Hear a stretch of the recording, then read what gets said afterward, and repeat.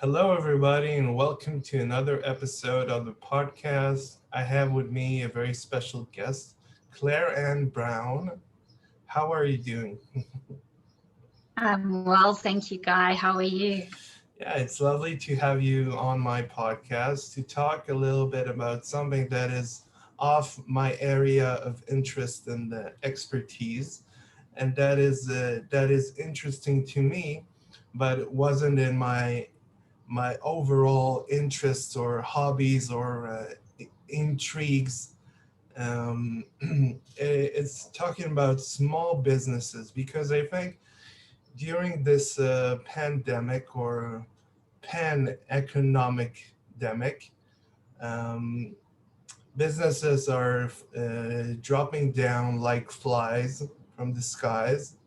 They are swatted one by one, and there are businesses who that are essential in small communities that are no longer receiving those services and getting the goods to be able to sustain themselves, and they have to go to more remote places to get their essentials and their basic needs actually provided for, even talking about food or being satiated, like nourished. And this is particularly bothering to me because this is a um, this kind of phenomenon phenomenon has taken over the entire globe. Uh, it's never been this grave since the economic downfall of 2008. I think I'm not an economist or something like this, but I'm guessing it's yeah, it's pretty correct. So, can you introduce yourself and the topic? Thank you so much, Guy. Well, firstly, thank you so much for the opportunity of Yeah, being on the show with you. you're welcome. It's fantastic to be here. Um, Basically, I think so. I work as a small business marketing and business coach, and I think one thing that I want to pick up that you mentioned was the 2008 economic crash. And one thing that I want to highlight there is the biggest boom of entrepreneurship actually came out of that crash. A lot of people lost their jobs, and that's where people started their own businesses and they grew it from there. So I think if people actually look at what is happening in the world at the moment as an opportunity for possibly change, or how they can adapt, or how they can grow, and take this as an opportunity to make something for themselves. It's all about that change of perception of going from, oh, this is something bad that has happened to us, to how can I make this work for me? How can I adapt in my current environment Mm. and create an opportunity for myself? Yeah. So you're an economic coach, shall we say, for small businesses. Is that a fair description? I wouldn't say an economic coach. It's more about I focus more on people's mindsets and reframing things and looking at how they can work and adapt in their current environment. I leave economics to the economists. Yeah, just for everybody's sanity and everybody's sake, I'll leave it Yes. to the economists. But I'm there The to help presenters the people. presenters are not economists, so Yeah, that's that's a caveat. Yeah. yeah, yeah, definitely. And so let's try as non-economic um, non-economic oriented people to at Mhm. least talk about small businesses, talking about growth and how a small business can grow and become even a monopoly in some senses. So let's open that discussion. Well, I think, like I said to you, that this has been a good opportunity for people to look at how they can adapt. And I will use a very unconventional example for this, where I've got a lot of friends that are dancers. So they have always been their own business. They're choreographers, they're teachers. And of course, when everybody went into lockdown, and this happened globally, it wasn't just in one specific place. When everybody went into lockdown, you couldn't go to a studio or a classroom to have a class. Mm. So they had to look at ways to adapt. And I know quite a few people that took their dance schools online and have actually flourished and thrived during the past 12 to 18 months, which has been a fantastic. That's hilarious. I mean, the dancing through the Zoom, it's surreal for sure. Yeah. Yeah, yeah. And it's all about I suppose remaining adaptable in order to, I'm going to use the word survive, but in order to survive And and make sure thrive. that you're going forward Yeah, and survive and thrive. thrive. Yeah, Yeah. survive and thrive. Yeah. So people seem to be shifting more from their current careers and trying to adapt and adapt and move into different fields of work or professions. It seems like so. Can you attest to that point on ground level, shall we say? Yeah, well, I think I can use myself as an example. As I mentioned to you earlier on, I've got quite a variety or an eclectic background in the corporate world, where I've always moved from a different industry to maybe a different type of role within a company. I've worked in retail, I've worked in marketing, sales, events, I've worked in HR, and I've recently started, well, last year, it seems like so far, but so close. I started a coaching business in it's a oil. different dimension. It's not last year. It's not moving through time. It's moving through space. Yeah. Yeah. Yeah, but I think it's I think if you look at any job that is out there, there are particular transferable skills that you can take into another role. You don't have to necessarily stay in the same industry or the same type of role, because there'll always be something that you can take and tweak and adapt to the next role. So it's always good to have that mindset that if you need to, you can change it. I always believe that you start with where you are now, and you have the end in mind. So that is your why, and that is your what is your end in the mind. The how you get there is what remains flexible, because the how you get there may change from day to day. Yeah, And I think having that yeah, I'm sorry to cut you off. I just wanted to say that the why is one of the greatest questions in the universe, because saying why something exists it's the most difficult questions you can pose, let's say, because if you say why do we need a Starbucks and a McDonald's and I don't know, a Subway in every corner of the universe, I have no idea why. we have we have so many branches of the same franchises. I don't know why.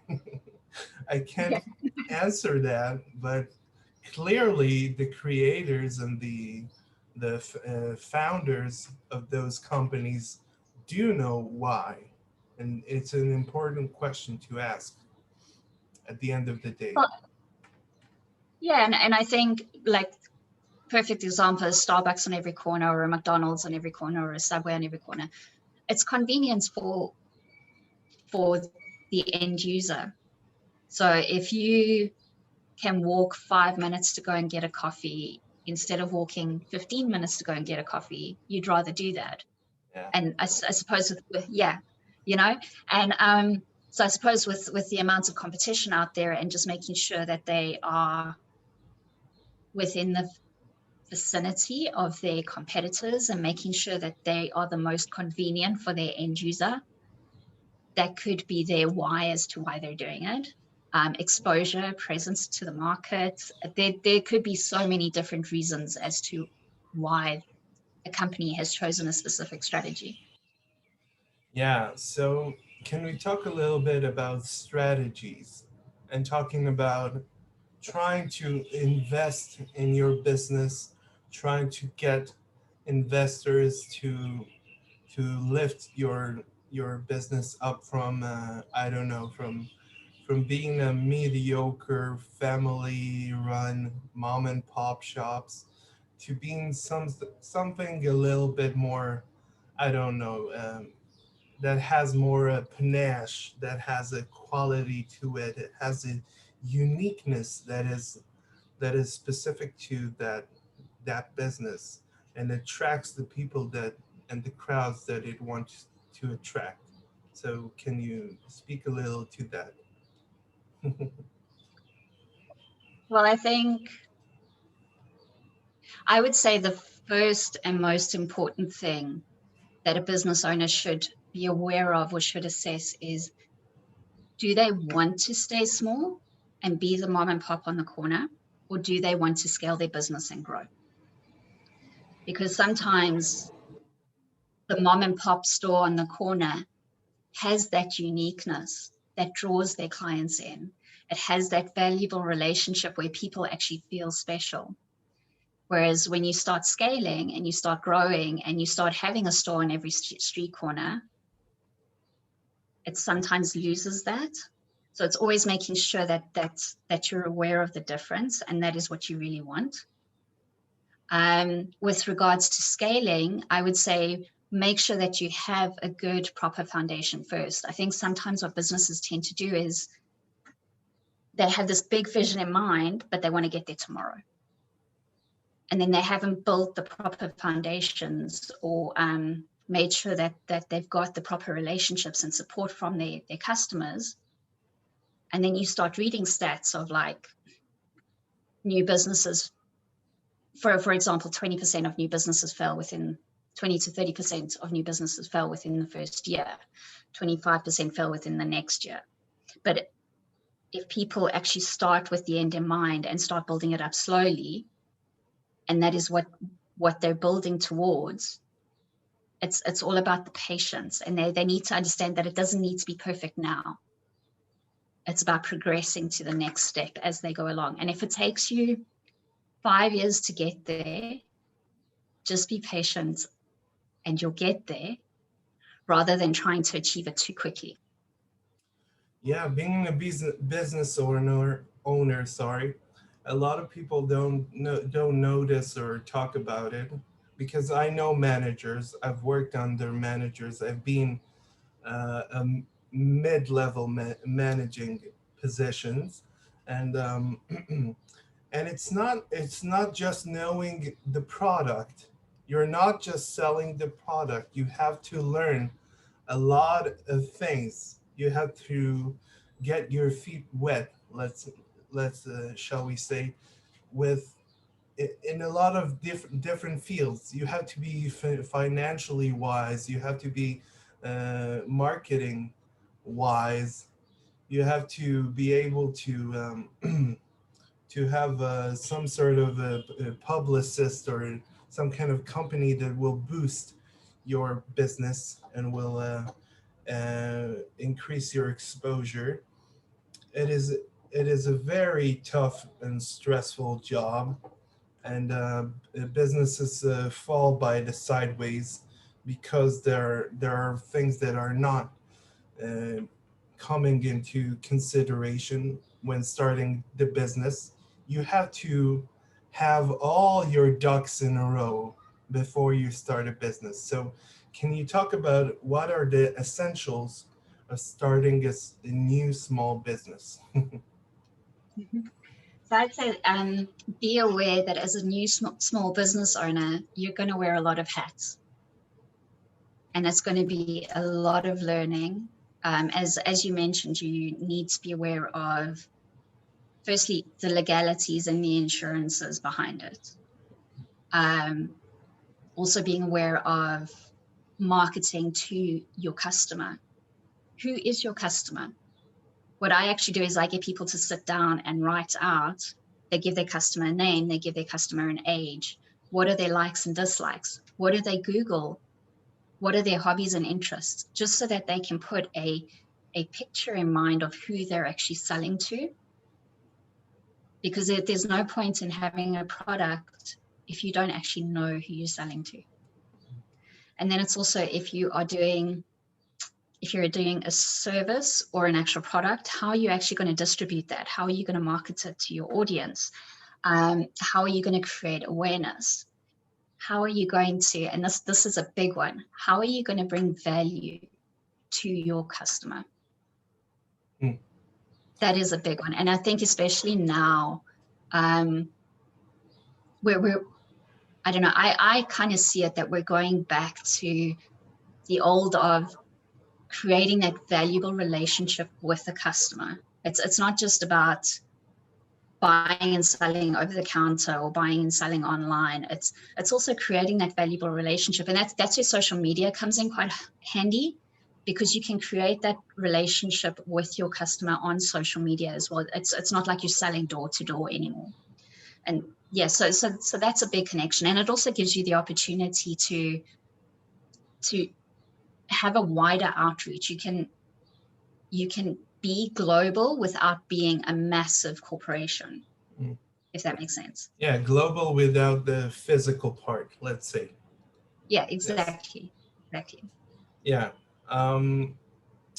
So let's talk a little bit about product marketing. What is the science behind attracting more eyes to your business as opposed to the guy on the next block that is that has a bigger sign and neon lights and a lot of people that come to greet the customers coming in, and he has all those panoramic screens, and he has all those bells and whistles.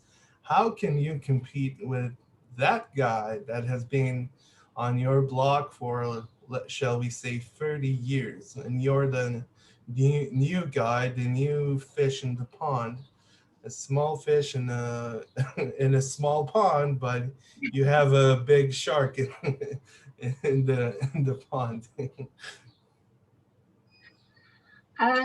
There's a lot of ways that you could get around that. There's ways.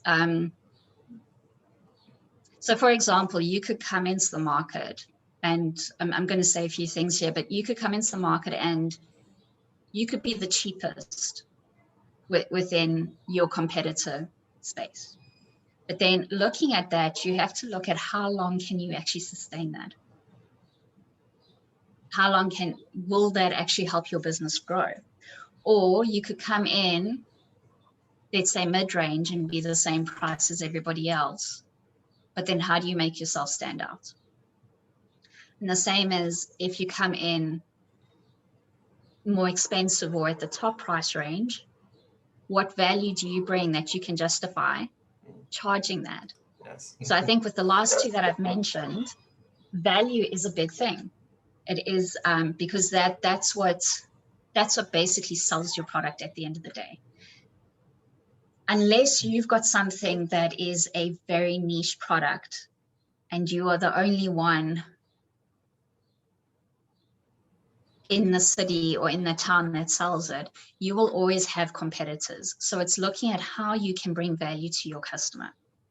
I still remember when I was studying marketing, one of the things that they always drilled into our heads was you need to create the need within your customer for their product. Mm-hmm. One of the more recent things that I've been learning is you need to understand who your customer is. They never taught us that in school or when I was studying marketing. they're always talking about, oh, you need to create the need. And I'm sure things have changed because I'm not going to give away my age, but I studied it a long time ago. But it's, you need to understand who your customer is, and you need to speak to that customer. And that's where that relationship building comes in, and it's bringing that value to the customer. So I would say that that would be one of the biggest things that you need to do. Yes, it's very important, because there is a hook to everything, shall we say? Because a product that is good, it's just good. You have the simple golden arches at the McDonald's, and it works. You don't have to have clowns and hamburglers and stuff like this. You have the you have the iPhone design, you have the iPad, let's say, and nobody knows this, but it looks like an old radio, essentially. The iPad, it has all the senior citizens, let's say, that go jogging, and you see those kinds of radio radio designs. The iPad is a stolen design, shall we say, of a kind of a radio, kind of old school radio, even from the Second World War. So it is not a lot of people know this. The let's say the Prius. The Prius has some kind of the car has some kind of distinct design. It has a boxy, messy design, but and the Tesla failed in many ways, but the Prius lingered on and survived and thrived, because it has that, I don't know, it has that status of I am a tree hugger. I am an environmentalist. I care about the environment. I am a good person in heart, because I. So, how would one come up with a logo or a catchphrase or a design that is that great? The McDonald's, the Windows, Microsoft design. How would one come up with such a thing? So there's obviously a lot of psychology that goes into that, with specifically with, like, I mean, the colors that you choose. So for instance, blue would be more about trust. Yellow is also one that goes with trust. They generally tell you to stay away from certain colors with regards to branding and logo. But I think that is also, when you're looking at your brand image, it's also good to look at the values of your business, and do they align with you? So are you portraying your business values through your brand?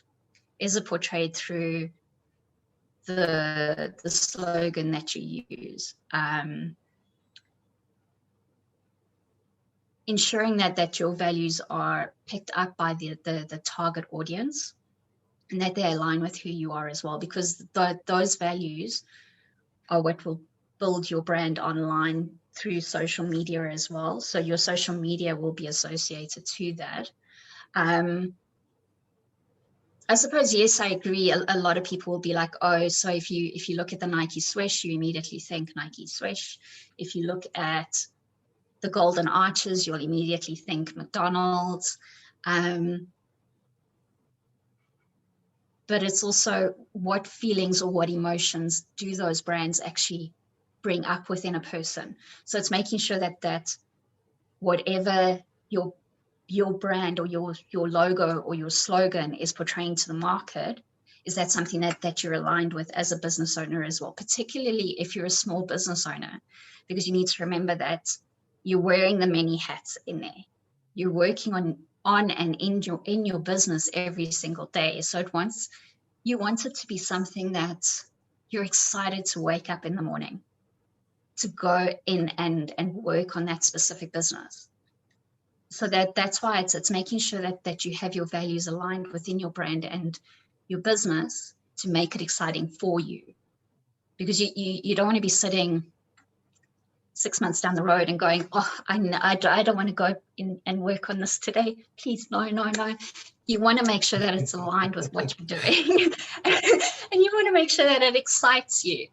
And I think that even goes for big corporations as well. You see a lot of big corporations talking about brand image and aligning with their staff and stuff like that. So I think whether you're a small business owner or a big corporation, it's the values that actually come down to the nitty gritty of how do you portray to the market as well. Yeah. Yeah, so I want to thank you so much for this lovely and insightful talk. We have a lot of topics to cover, I think, further on the line. And I want to thank you so much, Claire, for participating in my podcast. Well, thank you, Guy. It was lovely to talk to you. I tried not to get too excited, and I tried not to wave the hands around too much because I get very. Yeah. So hopefully, I gotta tell yeah. you a secret also. Me too. I'm trying to do that also. 100 spirits. Okay. There we go. Yeah, thank you so much for watching, and we'll see you on the next episode. Bye.